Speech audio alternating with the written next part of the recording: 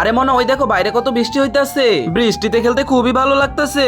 আরে রাজু ওই দেখ চম্পা আর চম্পার মা ওখানে ঘুরতাছে। আরে মা এই দেখো আমি বৃষ্টিতে ভিজতাছি। আরে চম্পার বাচ্চা তুই বৃষ্টিতে ভিজতাছিস কেন? আরে মা এই দেখো আনারস গুলো কত বড় হয়ে গিয়েছে।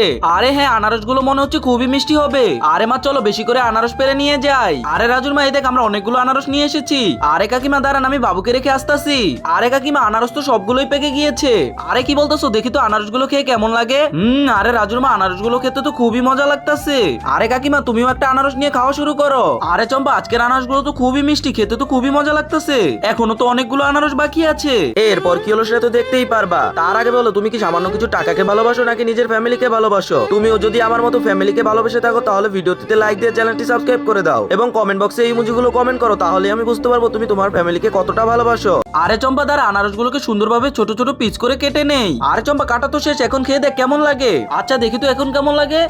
এখন তো আরো বেশি মজা লাগতেছে। আরে সবাই খাওয়া শুরু করো, আজকের আনারস গুলো খুবই মিষ্টি। আরে রাজুর মা আরে চম্পা তোমরা খাবা নাকি? আরে তোমাদের তো কাউকে দেবো না। আরে বন্ধুরা আনারস গুলো তো খুবই টেস্টি হয়েছে।